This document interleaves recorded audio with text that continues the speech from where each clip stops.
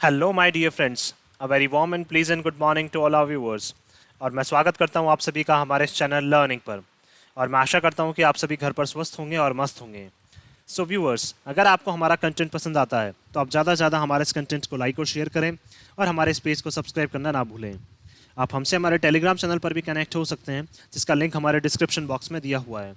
वहाँ पर भी हम आप लोगों को डेली बेसिस पर हिंदी और इंग्लिश की वॉकअप्स प्रोवाइड करवाते हैं, जिससे आपके जितने भी ग्रामेटिकल कंसेप्ट्स हैं, जैसे नाउन्स, प्रोनाउंस, एडजेक्टिव्स, एडवर्ब्स, वो सभी आपके क्लियर हो सकें और आपके जितने भी कॉम्पिटेटिव पर्पसेस हैं, जैसे bank, SSC, UPSC, state PCSC, वो सभी आपके साकार हो सकें। सो विजिट करना ना भूलें आप हमारे टेलीग्राम चैनल को।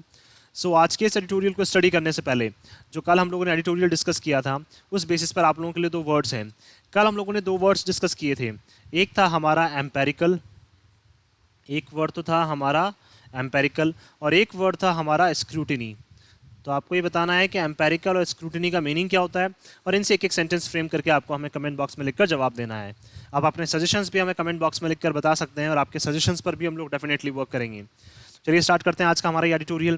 देखिए यहाँ लिखा हुआ है अ टाइमली रिमाइंडर। रिमाइंडर का मतलब याद दिलाना, टाइमली का मतलब टाइम पे याद दिलाना। अब देखिए रिमाइंडर हो जाएगा हमारा यहाँ पे नाउन, टाइमली हो जाएगा हमारा यहाँ पे एडजेक्टिव, और ये क्या है हमारा यहाँ पे आर्टिकल या डिटर्मिनर जिसको बोल सकते हैं हम लोग। तो ये बात करना चाह रहे हैं कि टाइमली क्या कर दिया, किसी चीज़ ने हमें याद दिला दिया, या फिर हमारे लिए क्या है, एक रिमाइंडर है, हमें याद रखना चाहिए क्या टाइम पे।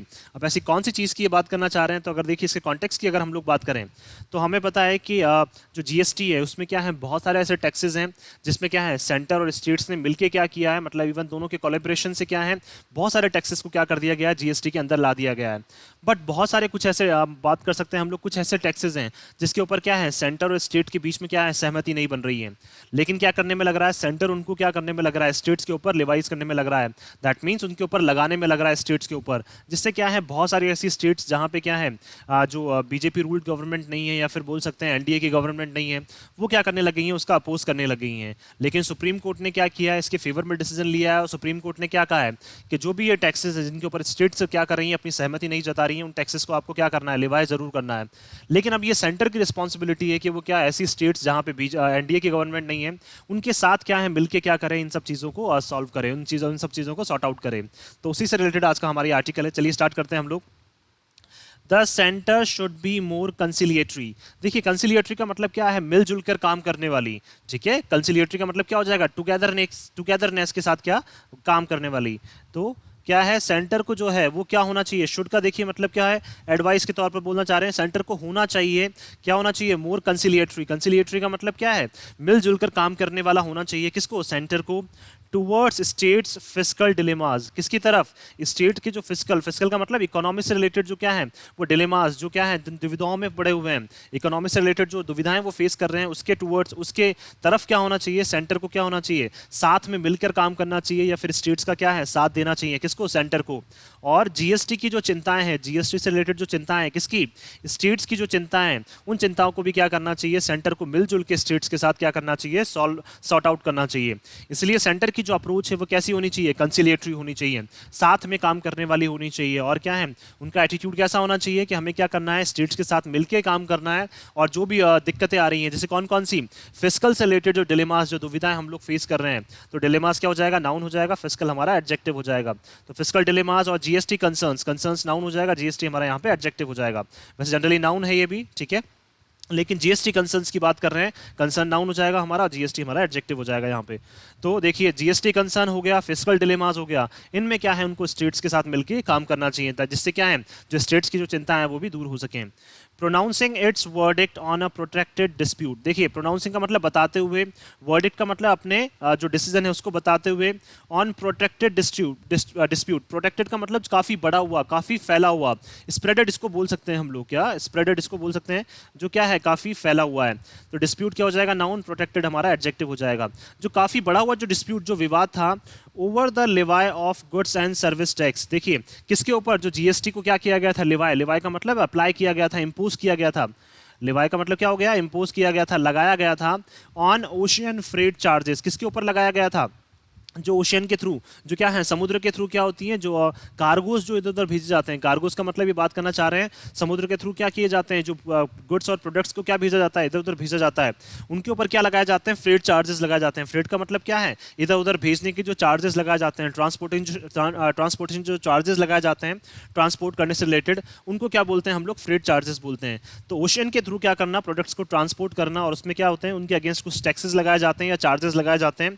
तो इसके ऊपर क्या चल रहा था, विवाद चल रहा था, किसके ऊपर, स्टेट्स में और जो सेंटर है उनके बीच में क्या चल रहा था, इस बारे में विवाद चल रहा था। पेड बाय इंपोर्टर्स, और इसको कौन पे करता है, इंपोर्टर्स। इंपोर्टर्स का मतलब जहां से हम क्या कर रहे हैं, प्रोडक्ट्स को इंपोर्ट कर रहे हैं, जहां से प्रोडक्ट्स, जैसे मान लीजिए इंडिया क्या कर रहा है, इंपोर्ट कर रहा है, तो बाहर जो फॉरेन कंट्रीज है वो क्या कर रही है, इंडिया को प्रोडक्ट्स भेज रही हैं, तो वो क्या है, इंपोर्टर्स क्या करते हैं, उस टैक्स को पे करते हैं, किसको, ओशन फ्रेट चार्जेस को। तो चार्जेस नाउन हो जाएगा और फ्रेट हमारा एडजेक्टिव हो जाएगा।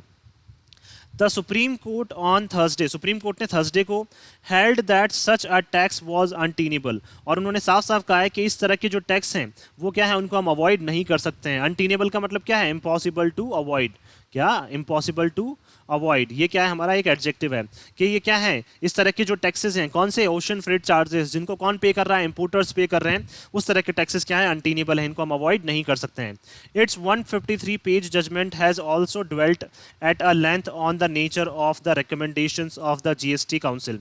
देखिए उनका जो 153 पेज का क्या था जजमेंट, किसका, सुप्रीम कोर्ट का, हैज आल्सो ड्वेल्ट, ड्वेल्ट का मतलब क्या है, वो भी बोल सकते हैं हम लोग वो भी बना रहा, ड्वेल्ट का मतलब वो भी बना रहा, किसके ऊपर, at length of the nature of recommendations, किसके ऊपर, जो रिकमेंडेशंस, जो प्रस्ताव पारित किए थे, किसने, जीएसटी की काउंसिल ने, जीएसटी की समिति ने क्या किए थे, कुछ रिकमेंडेशंस क्या है, कुछ प्रस्ताव उन्होंने आगे भेजे थे, उसके बेसिस पे क्या है, इन्होंने 153 पेज का जो जजमेंट है सुप्रीम कोर्ट ने वो क्या किया है, एक्सप्लेन किया है। और उस रिकमेंडेशंस का जो नेचर है, रिकमेंडेशंस का मतलब जीएसटी की काउंसिल ने एक जो बोल सकते हैं हम लोग एक रिपोर्ट जो भेजी थी आगे, उस रिपोर्ट के नेचर की बेसिस पे क्या है, सुप्रीम कोर्ट ने ये अपना जजमेंट लिया है।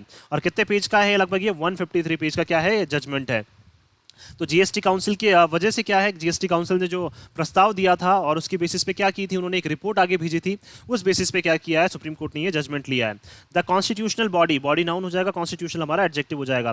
जो संवैधानिक बॉडी है, सेटअप टू ओवरसी, सेटअप का मतलब जो सेटअप की गई है, बनाई गई है, टू ओवरसी, 2+V1 आ गया हमारा इन्फिनेटिव, ओवरसी का मतलब देखने के लिए, चेक करने के लिए, द ऑपरेशंस के किस तरह से इनको ऑपरेट किया जा रहा है, चलाया जा रहा है, of the indirect tax regime, किसको, ऐसा टैक्स रिजीम जो क्या है, इनडायरेक्ट लगाया जा रहा है। दैट मीन्स ये बात करना चाह रहे हैं ओशन फ्रेट चार्जेस की, ये बात करना चाह रहे हैं यहाँ पे, जिसको कौन पे कर रहा है, इंपोर्टर्स पे कर रहे हैं। इसको डायरेक्टली हम लोग इंडिया पे नहीं कर रहा है, इसको क्या कर रहे हैं, बाहर जो फॉरेन कंट्रीज हैं जहां से हम इंपोर्ट कर रहे हैं प्रोडक्ट्स को, वो क्या कर रहे हैं, इसके ऊपर ओशन फ्रेट चार्जेस लगा रहे हैं, और इसको हम क्या कर सकते हैं, अवॉइड नहीं कर सकते हैं। ये क्या है, अनटीनेबल है हमारा, और अनटीनेबल क्या है हमारा यहाँ पे एडजेक्टिव। देखिए तो जो कॉन्स्टिट्यूशनल बॉडी जो सेटअप की गई है, इसको देखने के लिए, ऑपरेशंस का मतलब किस तरह से ऑपरेट किया जाता है इस इनडायरेक्ट टैक्स रेजिम, रेजिम का मतलब क्या है, ग्रुप, तो किस तरह से इन सब चीज़ों को मैनेज किया जाता है, इसके लिए क्या है, कॉन्स्टिट्यूशनल बॉडी भी क्या गई है, सेटअप की गई है, बनाई गई है।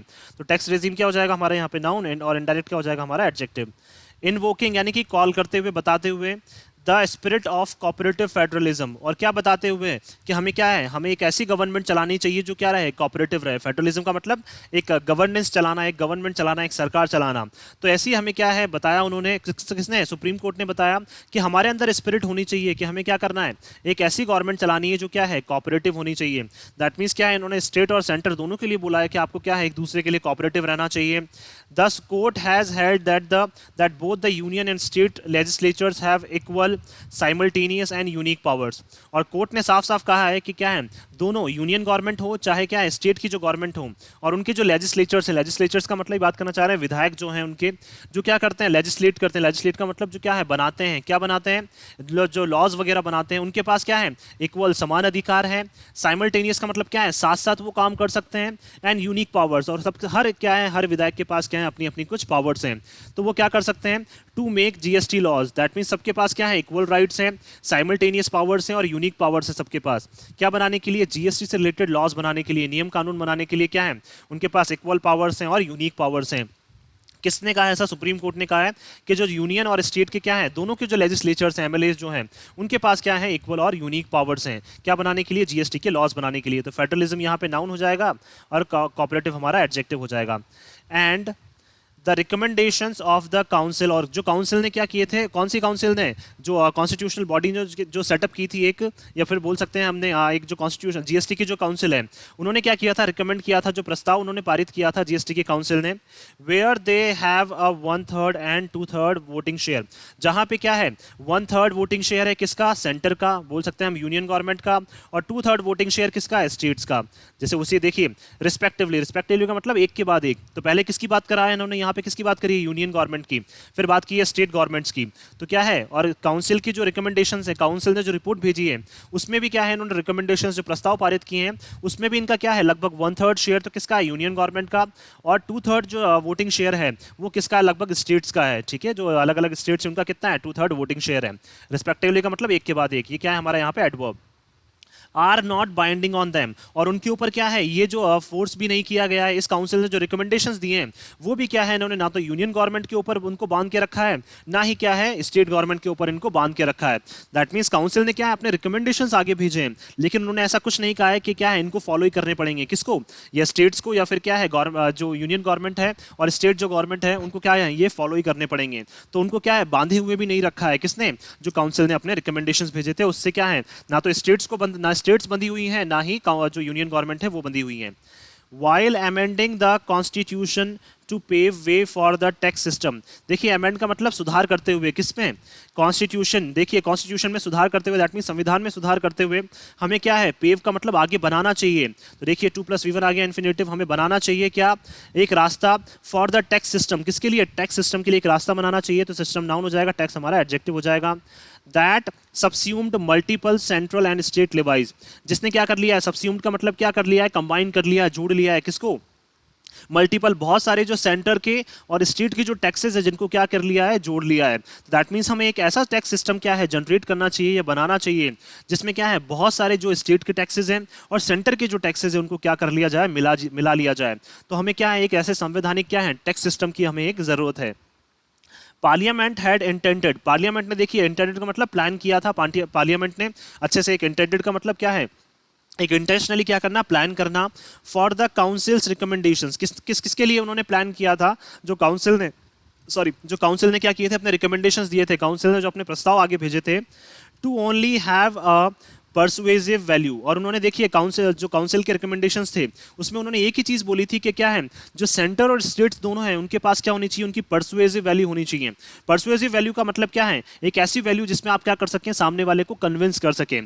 दैट मीन्स क्या है, सेंटर किसको कन्विंस कर सके, स्टेट को, और स्टेट किसको कन्विंस कर सके, सेंटर को। तो दोनों के पास क्या होनी चाहिए, अपनी परसुएसिव वैल्यू होनी चाहिए एज पर द कोर्ट, किसके हिसाब से, कोर्ट के हिसाब से। और कोर्ट चाहता है कि दोनों क्या है अपने सिंक्रोनाइज करके, दोनों क्या है मिलजुल कर क्या करें, इन सब चीजों को सॉर्ट आउट करें। तो इसीलिए क्या है, पार्लियामेंट ने भी साफ साफ अपने प्लान बता दिया था कि काउंसिल के रिकमेंडेशंस के बेसिस पे हम चाहते हैं कि दोनों में क्या हो, एक परसुएसिव वैल्यू हो। वैल्यू क्या हो जाएगा हमारा यहाँ पे, नाउन हो जाएगा, और परसुएसिव हमारा एडजेक्टिव हो जाएगा। This has sparked fears that individual states can start vetoing the council's recommendations। देखिए अब लेकिन क्या है, इसकी वजह से बहुत सारा जो डर है वो क्या है, स्पार्क हो गया। स्पार्क का मतलब जो डर है वो बहुत ज़्यादा उत्पन्न हो गया है। स्पार्क्ड फियर्स का मतलब डर जो है वो उत्पन्न हो गया है कि क्या है, कोई भी इंडिविजुअल स्टेट जो है, स्टेट नाउन हो जाएगा, इंडिविजुअल हमारा एडजेक्टिव हो जाएगा, कि कोई भी इंडिविजुअल स्टेट जो है वो क्या कर सकती है, वीटोइंग। वीटोइंग का मतलब अपनी वीटो पावर को यूज कर सकती है, किसके अगेंस्ट में, द काउंसिल रिकमेंडेशंस। जो काउंसिल ने रिकमेंडेशंस की है, काउंसिल ने जो क्या है प्रस्ताव पारित किए हैं उसके अगेंस्ट में क्या कर सकती हैं, वो अपनी पावर्स को यूज कर सकती हैं। That do not agree with, जिसके जो भी क्या है, जिसके साथ क्या कर रही हैं, वो एग्री नहीं कर रही हैं। मान लीजिए काउंसिल ने क्या किया, रिकमेंड किया है कुछ, और बहुत सारी स्टेट्स ऐसी हैं जो क्या कर रही हैं, उनके साथ सहमति नहीं जता रही हैं। किसके साथ, काउंसिल ने जो रिकमेंड किया है, जीएसटी काउंसिल ने जो रिकमेंड किया है, आगे भेजा है प्रस्ताव, या फिर जो जीएसटी काउंसिल जैसा चाहती है उनके साथ क्या है, बहुत सारी स्टेट्स क्या है, एग्री नहीं कर रही हैं। तो वो क्या कर सकती हैं, अपनी वीटो पावर का यूज कर सकती हैं, अपनी पावर्स को यूज कर सकती हैं। क्यों, क्योंकि हर स्टेट के पास क्या है, अपनी अपनी पावर्स यूज करने का अधिकार है। And refuse to implement them, और क्या कर सकती हैं, ऐसी स्टेट साफ साफ मना कर सकती हैं कि हम इस तरह की चीजों को इंप्लीमेंट नहीं करेंगे। जैसा कौन चाहता है, जीएसटी काउंसिल। दस threatening the one nation one tax Edifice of a reform. देखिए, और ये क्या कर रही हैं, थ्रेटन कर रही हैं। थ्रेटन का मतलब क्या है, कमजोर करने में लग रही हैं, या फिर बोल सकते हैं धमकी दे रही हैं। लेकिन यहाँ पे क्या है, थ्रेटन का मतलब कमजोर करने में लग रही हैं। किसको, वन नेशन वन टैक्स, जिसका हम सपना देख रहे हैं कि एक ही नेशन हो और एक ही टैक्स का जो क्या है हमारा एडिफिस। एडिफिस का मतलब क्या है, एक लार्ज जो बिल्डिंग है, लार्ज बिल्डिंग का मतलब जो हमारा बहुत बड़ा सपना है एक ऐसे रिफॉर्म का मतलब जहां पे सारे टैक्सेस को क्या कर लिया हमने, कंबाइन कर लिया। तो एक ऐसा बड़ा हम लोग क्या चाहते हैं, रिफॉर्म चाहते हैं, एक ऐसा बड़ा बदलाव हम लोग चाहते हैं जहां पे क्या है सारे टैक्सेस, चाहे वो सेंटर के हों चाहे स्टेट्स के हों, वो क्या है सभी एक टैक्स सिस्टम के अंडर आ जाएं। तो ऐसा जो हमारा सपना है वन नेशन वन टैक्स का, वो क्या हो जाएगा, वो सपना जो है वो पूरी तरह से धूमिल हो जाएगा, वो सपना पूरी तरह से टूट जाएगा। क्यों? क्योंकि अगर कुछ स्टेट्स क्या है एग्री नहीं करती हैं तो वो अपनी वीटो पावर्स का यूज करेंगी और उनको इंप्लीमेंट करने के लिए क्या कर देंगे, साफ तौर पर उनको मना कर देंगे, जिससे जो हमारा सपना है वन नेशन वन टैक्स का वो पूरी तरह से टूट जाएगा।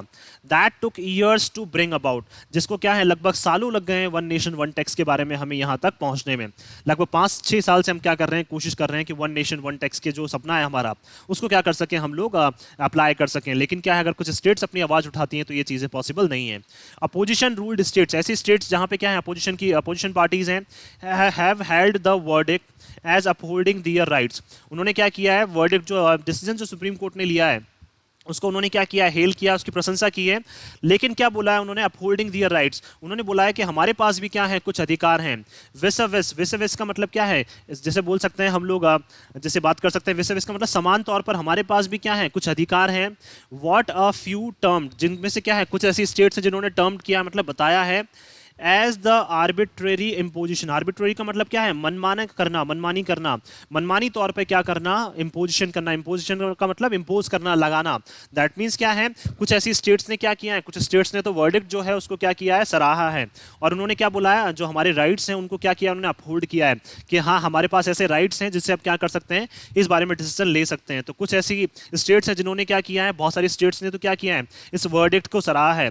लेकिन बहुत सारी ऐसी स्टेट्स हैं जहां पे क्या है अपोजिशन पार्टीज हैं, उन्होंने क्या किया है, उन्होंने अपने राइट्स का क्या है हवाला दिया। और राइट्स के बारे में उन्होंने क्या कहा है कि ये क्या है, ये जो सारी चीजें हम पे इंपोज की जा रही है, इंपोज से रिलेटेड क्या बना है हमारा इंपोजिशन, कि जो सारी चीजें इंपोज की जा रही हैं ये सेंटर की क्या है, मनमानी है। आर्बिट्रेरी का मतलब ये सेंटर की क्या है, मनमानी है। ऑफ सेंटर्स डिसीजंस, किसकी, सेंटर ने जो डिसीजन लिए थे उसकी क्या है, मनमानी की जा रही है। और हमारे ऊपर क्या है, जानबूझकर ये सारी चीजें थोपी जा रही है। किसने कहा ऐसा, बहुत सारी अपोजिशन रूल जो स्टेट्स हैं उन्होंने ऐसा कहा है कि सेंटर हमारे ऊपर क्या है, जानबूझकर ये सारी चीजें थोप रहा है। तो इंपोजिशन नाउन हो जाएगा, आर्बिट्रेरी हमारा एडजेक्टिव हो जाएगा।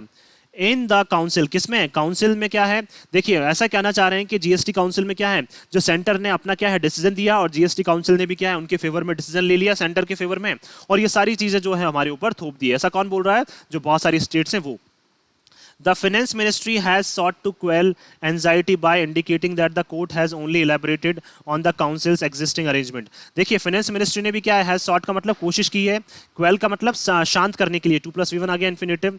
एंजाइटी का मतलब जो चिंताएं हैं, और उन्होंने किस तरह से चिंताओं को शांत करने की कोशिश की है, बाय इंडिकेटिंग का मतलब दर्शाते हुए कि जो कोर्ट है उसने क्या किया है, ओनली इलेबरेट किया है। इलेबरेट का मतलब उन्होंने क्या किया है, पूरी तरह से एक्सप्लेन किया है on the councils existing arrangement. क्या, जो जीएसटी काउंसिल के क्या है ऐसे अरेंजमेंट्स, जो देखिए ऐसी जो बोल सकते हैं ऐसे प्लान्स जो पहले से एग्जिस्ट कर रहे हैं, उनको क्या किया है कोर्ट ने, बस उनको एक्सप्लेन किया है। कोर्ट ने कोई नए चेंजेस नहीं किए हैं।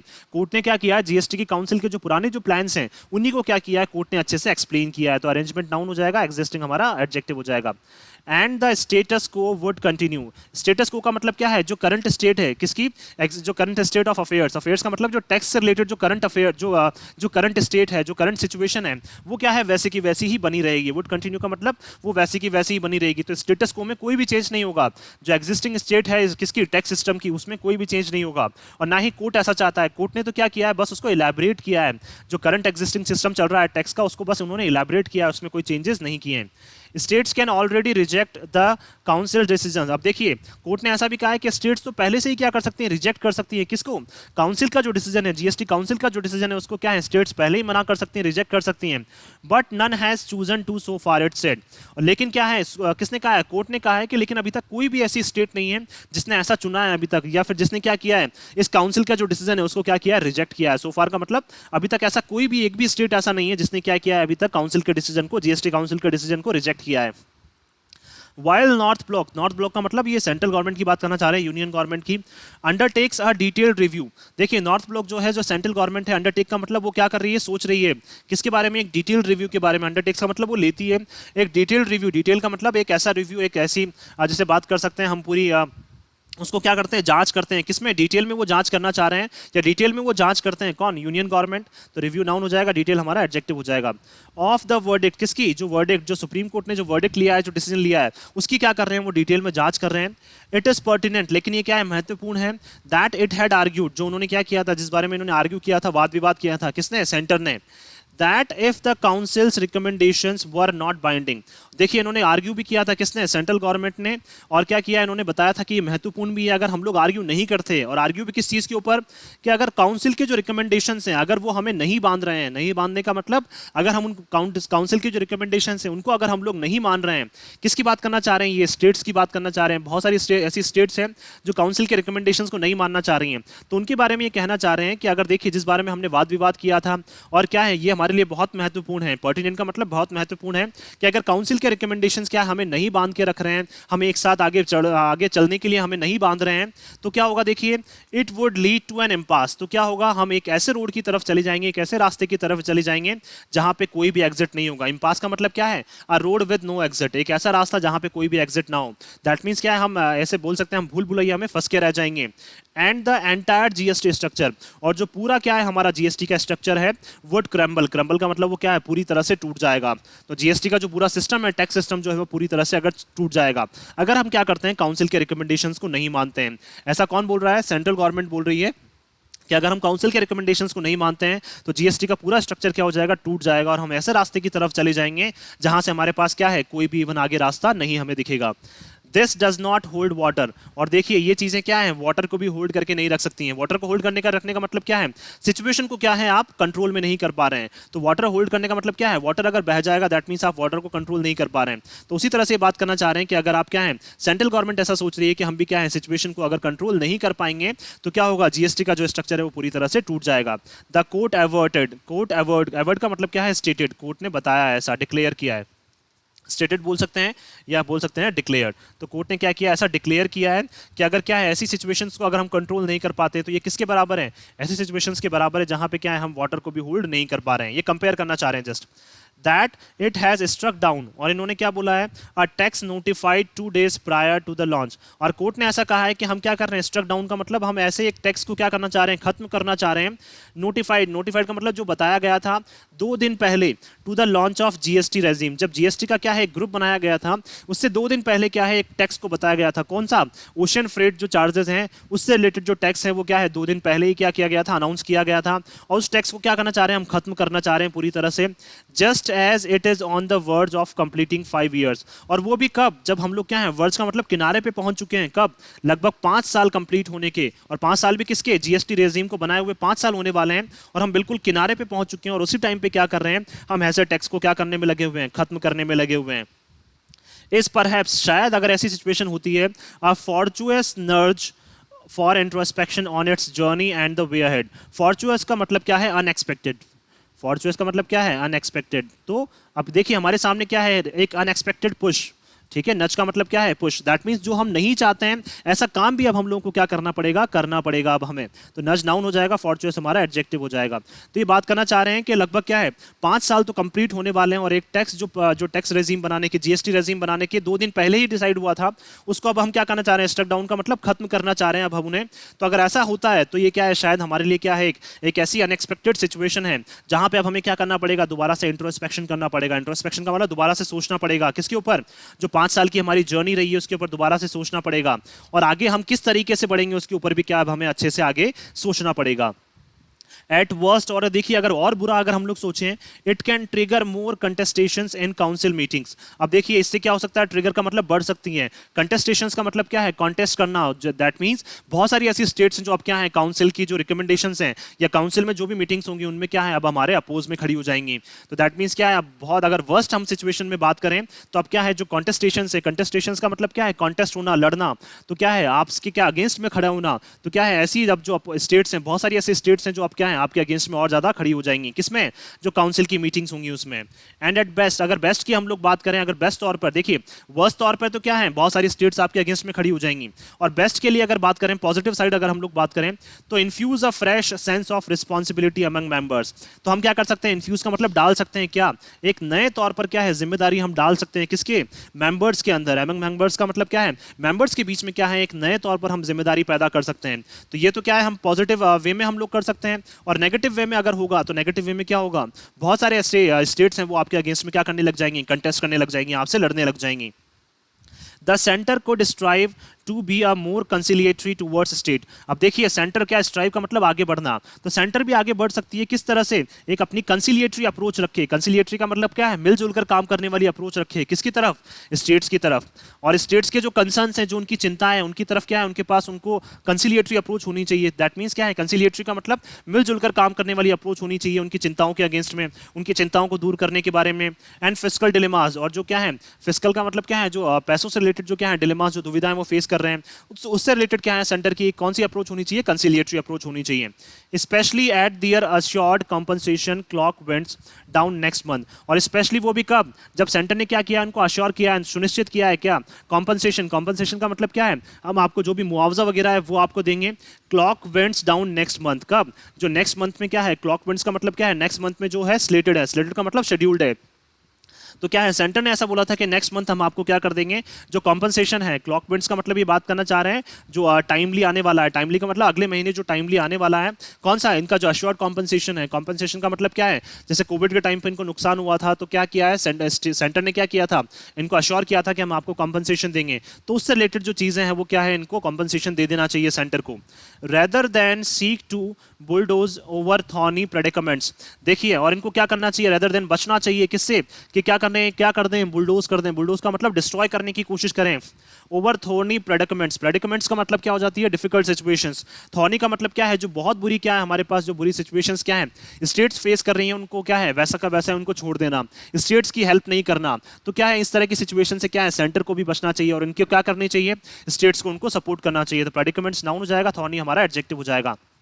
तो क्या है बहुत ज्यादा बुरी सिचुएशंस जो हम लोग फेस कर रहे थे कोविड के टाइम से, with the tacit support of NDA ruled states in the council. Tacit का मतलब क्या है, बिल्कुल क्लियर सपोर्ट जो हमें दिख रहा है, स्पष्ट जो सपोर्ट हमें दिख रहा है, तो सपोर्ट नाउन, टेसिड हमारा एडजेक्टिव। तो देखिए हमें क्या करना चाहिए, बहुत सारी जो ऐसी डिफिकल्ट सिचुएशंस हैं उनमें क्या है स्टेट्स की हेल्प करनी चाहिए। क्यों, क्योंकि हमें क्या दिख रहा है, टेसिड सपोर्ट का मतलब क्लियर सपोर्ट हमें दिख रहा है, किसका, काउंसिल में किसको दिख रहा है, एनडीए रूल जो स्टेट्स हैं।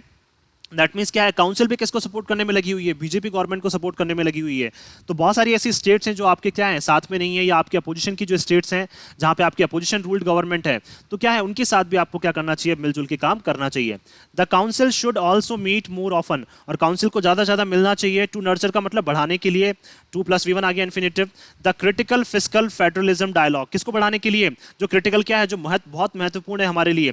फिस्कल का मतलब क्या है, जो बात कर सकते हैं हमारा पूरे साल का जो क्या है, जो हमारी फाइनेंशियल जिसको बोल सकते हैं फाइनेंसेस जो होते हैं पूरे साल के, उससे रिलेटेड क्या है फेडरलिज्म। फेडरलिज्म का मतलब क्या है, गवर्नेंस से रिलेटेड जो है। तो स्टेट और ये बात करना चाह रहे हैं सेंट्रल गवर्नमेंट के बीच में क्या है, जो डायलॉग होने चाहिए, जो दोनों गवर्नमेंट्स के बीच में जो डायलॉग होने चाहिए फाइनेंस से रिलेटेड, उनको क्या करना चाहिए, हमें और ज्यादा नर्चर करना चाहिए और ज्यादा बढ़ाना चाहिए। इन द राइट डायरेक्शन, वो भी किस डायरेक्शन में, बिल्कुल सही डायरेक्शन में। तो डायरेक्शन नाउन, राइट हमारा adjective. And minimise trust deficits, और मिनिमाइज का मतलब कम से कम करने चाहिए क्या, जो ट्रस्ट से रिलेटेड जो डेफिसिट्स हैं, ट्रस्ट का मतलब जो क्या है भरोसे से रिलेटेड जो डेफिसिट्स हैं, जो कमियां आ रही हैं उसको क्या करना चाहिए, हमें ज्यादा से ज्यादा कम करना चाहिए। डेफिसिट नाउन हो जाएगा, ट्रस्ट हमारा एडजेक्टिव हो जाएगा। There are many pending reforms, अब देखिए बहुत सारे ऐसे रिफॉर्म्स हैं जो पेंडिंग पड़े हुए हैं, जो बाकी हैं। That require the centre to work more cohesively with states, जो क्या है जिसमें जरूरत है किसको, सेंटर को, कि वो काम करे। 2+V1 आ गया इन्फिनेटिव, कि वो काम करे। कोहेसिवली का मतलब मिलजुल कर काम करे, ये क्या है हमारा एडवर्ब है। किसके साथ मिलजुल के काम करे, स्टेट्स को। तो बहुत सारे ऐसे रिफॉर्म्स हैं जो पेंडिंग है जहां पे सेंटर को क्या है मिलजुल के काम करने की जरूरत है स्टेट्स के साथ। To take India's economy forward, किस लिए, ताकि इंडिया की जो इकोनॉमी है उसको आगे ले जाया जा सके। And left those left behind, और उन लोगों को आगे बढ़ाया जा सके, या उन स्टेट्स को आगे बढ़ाया जा सके जिनको क्या है हमने पहले पीछे छोड़ दिया था। इंक्लूडिंग अगर उसमें हम शामिल करें बट नॉट लिमिटेड टू, लेकिन देखिए हमें उसमें शामिल करना चाहिए, हमें लिमिट नहीं करना चाहिए, उसमें हमें और ज़्यादा स्टेट्स जिनको क्या है पीछे छोड़ दिया था उनको भी हमें शामिल करना चाहिए।